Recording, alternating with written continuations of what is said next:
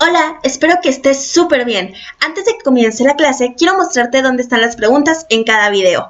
Te recuerdo que subimos las clases por materia. Al seleccionar un video, te vas a la parte de la descripción, donde vas a ver un pequeño mensaje para ti, así como te decimos de qué materia trata el video y qué tema abarca. Enseguida verás dos enlaces. El primero es el libro en el que se basó el tema para la clase y el segundo es para que puedas descargar el libro en un archivo PDF. Después ya estarán las preguntas que debes responder. Si sigues leyendo la descripción, tendrás los enlaces a nuestro sitio web oficial y a nuestra fanpage de Facebook, donde también subimos muchísimo contenido, y el correo electrónico con el cual te puedes poner en contacto con nosotros. Al final damos los créditos a los autores de todo el material que ves en el video, incluidos sus links oficiales. Ahora sí, comienza tu clase.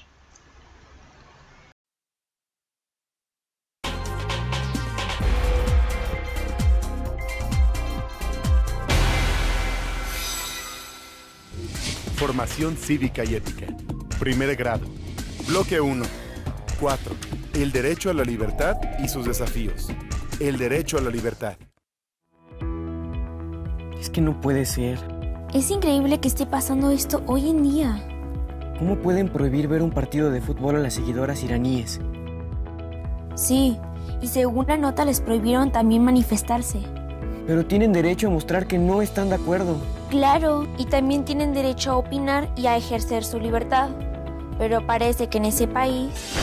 La libertad es la facultad natural que tiene el ser humano de comportarse de una manera y de otra, o de no hacerlo, por lo que es responsable de sus actos. Así, una persona puede ejercer su derecho a la libertad, pero este termina donde empieza el derecho de la otra persona. La libertad puede ser individual o colectiva. La primera se centra en el individuo y la segunda en los grupos. Entre las libertades individuales se encuentra la libertad de pensamiento, así como la de opinión, de circulación y de religión. Y entre las libertades colectivas se encuentran la libre asociación, la libertad sindical, la de reunión pacífica y la de manifestación. Cuando elegimos o tomamos alguna decisión sobre qué hacer, cómo vestirnos, qué comer o a dónde ir, hacemos uso de nuestros derechos. También al transitar por donde queremos, ejercemos nuestro derecho al libre tránsito. Al decir lo que pensamos y manifestar nuestra opinión sobre lo que sucede en el mundo, también ejercemos nuestros derechos, en este caso, la libertad de opinión y de expresión.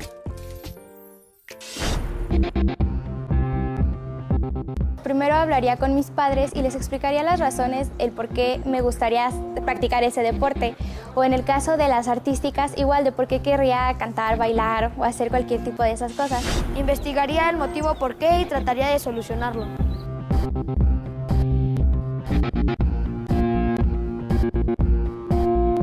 Pues en vez de ir al cine o al parque nos reuniríamos en una casa, y si no me dejarían salir por videollamada o mensaje. Daría las razones por las cuales me gusta estar con ellos y llegar a un acuerdo. El ejercicio de un derecho no es algo simple, porque cada vez que hacemos uso de ellos, ponemos en marcha una serie de actos de libertad. Así, por ejemplo, al ejercer nuestra libertad de opinión, lo primero que hacemos es comunicar nuestra visión de las cosas o sucesos. También, previamente, realizamos un proceso de observación del objeto o hecho sobre el cual opinamos. Además, al opinar, por lo general intentamos convencer sobre la validez de nuestras ideas. Y muchas veces procuramos dar argumentos sólidos que den sustento a lo que opinamos. Todas y cada una de estas acciones son decisiones nuestras. Las realizamos por elección. Por eso constituyen una serie de actos de libertad que nos llevan a ejercer un derecho. Un brillante escritor español, Ramiro de Maeztu, aseveró que la libertad no tiene su valor en sí misma, hay que apreciarla por las cosas que con ella se consiguen. La vida cambia radicalmente cuando se pierde la libertad, como cuando no se puede transitar libremente, o se es castigado por expresar lo que se piensa, o perdemos el derecho a reunirnos con otras personas. ¿Te das cuenta, Fernanda? La libertad está presente en cada una de las cosas que hacemos, o en las que nos gustan. Sí, ahora mismo estamos ejerciendo nuestro derecho a la información, a convivir.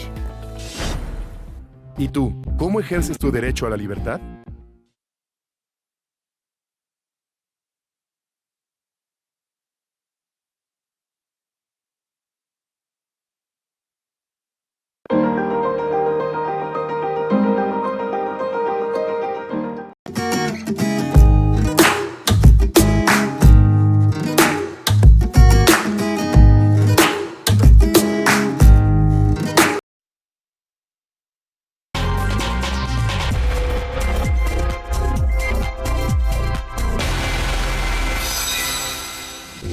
Formación cívica y ética.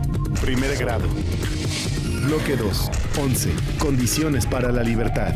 La libertad y sus desafíos en la sociedad. Mira, esta es la foto que subió mi vecino a las redes sociales. Oye, qué bonita chica. ¿Dices que es su novia? Sí, él puso su nombre y otros datos de ella sin avisarme. ¿Qué? Pero eso no puede hacerlo.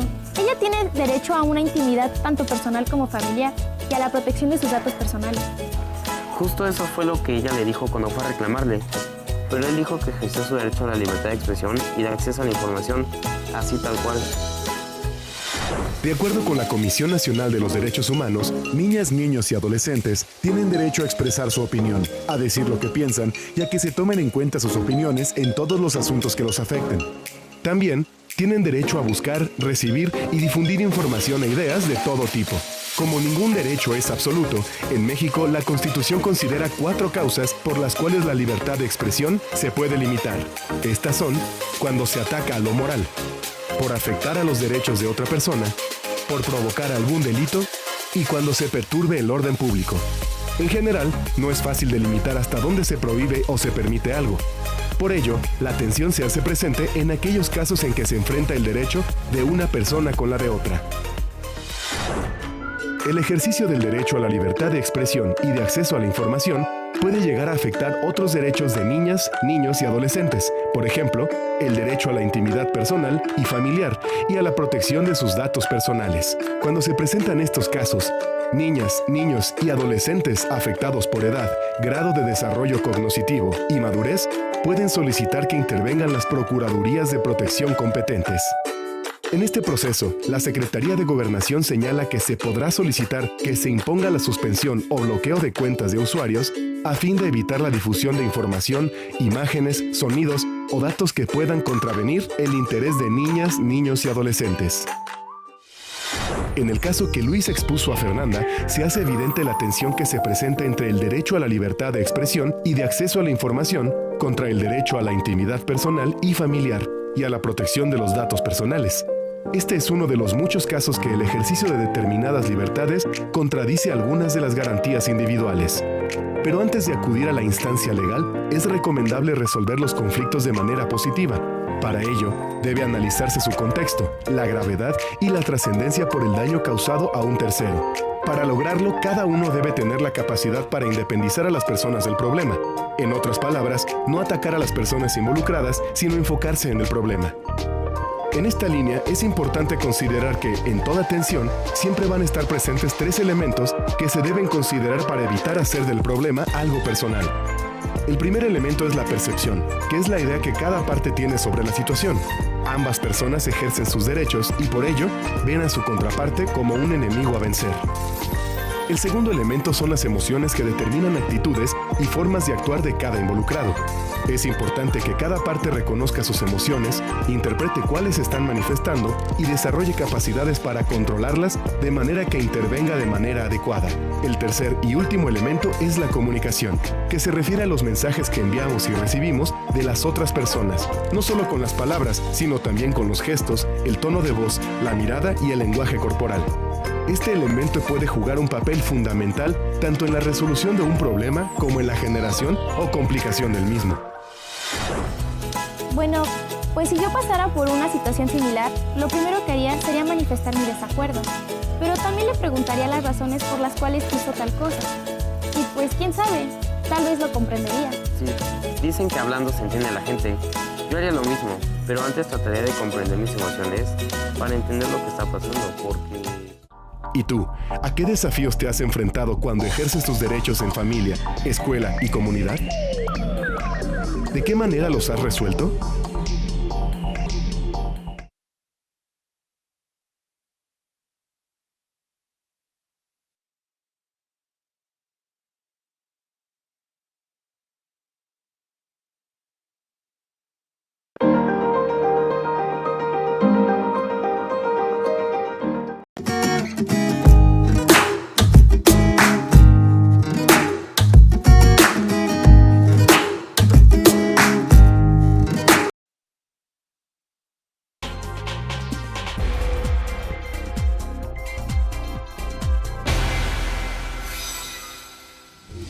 Formación cívica y ética.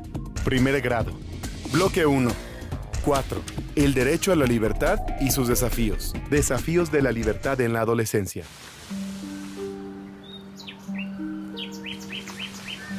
Hola, ¿qué haces? Hola. Buscando información sobre nuestros derechos. Me quedé picado con el caso de las mujeres iraníes que les prohíben ver un partido de fútbol. ¿O en serio qué encontraste? No me creería si te lo dijera. ¿Sabías que en varios países las mujeres no tienen derecho a estudiar? Qué tristeza. Aun cuando a nivel mundial se han realizado diversos esfuerzos para reconocer y preservar los derechos de niñas, niños y adolescentes, todavía falta mucho por hacer. Por ejemplo, en el boletín de prensa de la organización Plan Internacional y la UNICEF, titulado "El embarazo adolescente está ligado a la falta de oportunidades y la violencia sexual", se afirma que las niñas que quedan embarazadas antes de los 18 años rara vez pueden ejercer sus derechos a la educación, la salud, la protección y a un nivel de vida adecuado. Pierden su niñez y deben asumir obligaciones de adultas. Adicionalmente, el riesgo de morir por causas relacionadas al embarazo se duplica si quedan embarazadas antes de los 15 años de edad. De acuerdo con el comentario anterior, el 11% de las niñas y adolescentes de todo el mundo contrae matrimonio antes de cumplir los 15 años, lo cual afecta sus derechos a la salud, la protección y a la educación. En el informe sobre el Estado Mundial de la Infancia, presentado en 2014, se señala que alrededor de un 15% de menores realiza trabajos que no solo afectan su derecho a la educación y al juego, sino que los someten a explotación económica. Así, en el actual panorama mundial, niñas, niños y adolescentes tienen que enfrentar un gran desafío por la defensa de sus derechos humanos y el ejercicio de su dignidad. Entre los casos más conocidos que han enfrentado este desafío, destaca el de Malala Yousafzai. La historia de Malala comienza con su llegada al mundo el 12 de julio de 1997, en Mingora, una localidad de Pakistán. Su padre, maestro de profesión, tenía una escuela y siempre se manifestó a favor de que las mujeres estudiaran, a pesar de que, en 2003 y 2009, los talibanes prohibieron a las niñas el acceso a la educación. Cuando Malala tenía 12 años de edad, cuestionó esta prohibición y no solo dio un discurso a un club de prensa local, sino que creó un blog donde hablaba de sus propias experiencias, usando el seudónimo de Gul Makai. Pasaron solo unos meses para que el New York Times se interesara en su historia, por lo que Adam Elik e Irfan Ashraf crearon un documental para presentar el caso de Malala. Posteriormente, múltiples medios comenzaron a solicitarle entrevistas, y ella aceptaba a pesar de que la violencia se hallaba en plena efervescencia. En un informe del ejército de su país, se hablaba de niñas decapitadas y de la destrucción de decenas de escuelas. A pesar de ello, Malala siguió adelante. En 2011 ganó el Premio Nacional por la Paz en su país por sus actividades en defensa del derecho de las niñas a estudiar. Pero en octubre del siguiente año, un integrante del movimiento de los talibanes pakistaníes intentó asesinarla disparándole en reiteradas ocasiones.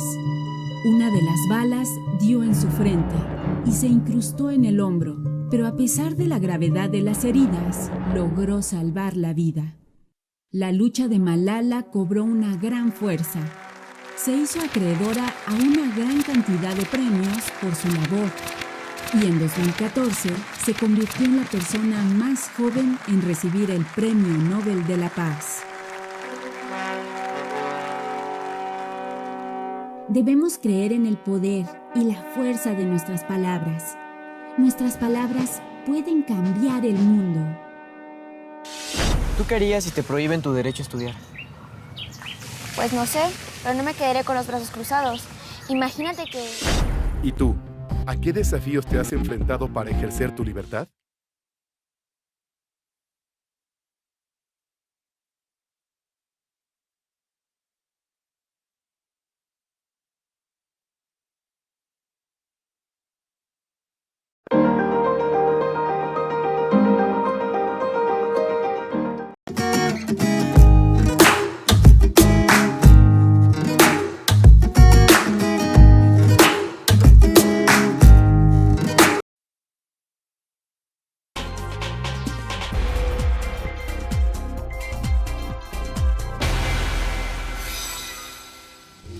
Formación cívica y ética. Primer grado. Bloque 1. 2. Somos personas con dignidad y derechos. La dignidad humana. Se ha quitado el...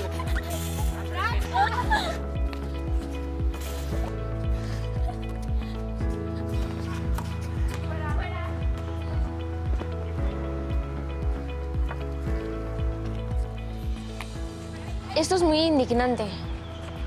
Sí. ¿Cómo pueden los de tercero estar humillando y maltratando a nuestro compañero por usar guaraches? Vamos a hablar con él. Vamos. La dignidad humana es el valor inalterable que tiene cada persona por el hecho de contar con capacidad para razonar y decidir. Todos los seres humanos somos portadores de una dignidad común, por encima de todas las diferencias que nos individualizan y nos distinguen a unos de los otros. Todo ser humano posee dignidad sin importar la condición en la que se encuentre. La Convención Americana sobre Derechos Humanos de 1969 protege la dignidad inherente al ser humano y, particularmente en materia de privación de libertad y de protección de la integridad personal.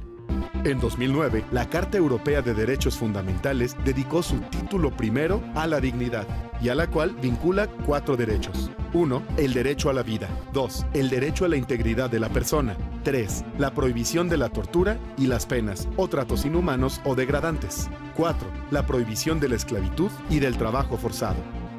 Es en el siglo XX, después del Holocausto de la Segunda Guerra Mundial, donde la dignidad humana apareció como el fundamento de los derechos humanos en la Carta de las Naciones Unidas de 1945, la Declaración Universal de 1948 y los Pactos de 1966. En el artículo 2 de la Declaración Universal de los Derechos Humanos se expresa que toda persona tiene los derechos y libertades proclamados en esta declaración sin distinción alguna de raza, color, sexo, idioma, religión, opinión política o de cualquier otra índole, origen nacional o social, posición económica, nacimiento o cualquier otra condición. Además, no se hará distinción alguna fundada en la condición política, jurídica o internacional.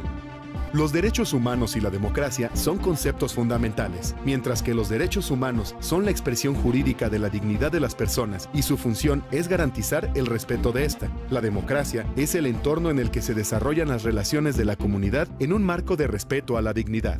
Ampliar la protección de los derechos humanos en el interior de los países o presionar para que se difundan más allá de las fronteras nacionales nunca ha sido posible sin la movilización social y política y sin la resistencia valiente a la opresión y a la degradación. 2 evidencias de lo anterior son las siguientes. En México se han vivido varios episodios históricos donde la dignidad humana ha sido vulnerada. Uno de ellos se presentó después de la Guerra de Independencia y durante la segunda mitad del siglo XIX, cuando miles de hombres y jóvenes fueron reclutados a la fuerza por el ejército en lo que se conoce como la leva. Se los llevaron a la fuerza, estuvieron mal alimentados, sin dormir, padecieron maltratos de los superiores y fueron obligados a marchar por varias horas. Estos hechos vulneraron sus libertades, derechos humanos y atentaron contra su dignidad.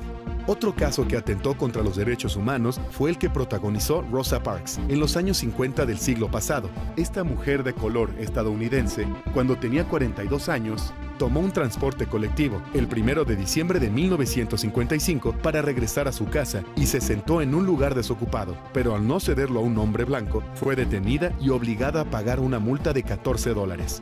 Por su lucha sin violencia, Rosa Parks es recordada como una activista por la igualdad de los derechos civiles en Norteamérica.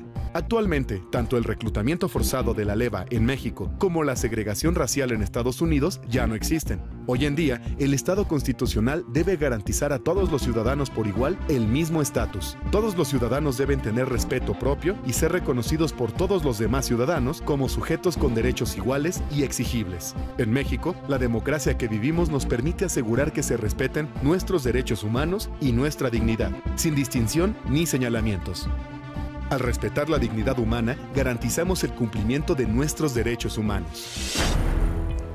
Qué bueno que fuimos a hablar con Juan para hacerlo reflexionar y luchar junto con él, para que nadie atente contra los derechos ni la dignidad de los demás. Sí, espero que los de tercero no lo vean. La dignidad humana es fundamental para los derechos humanos. ¿Y tú, de qué manera la construyes?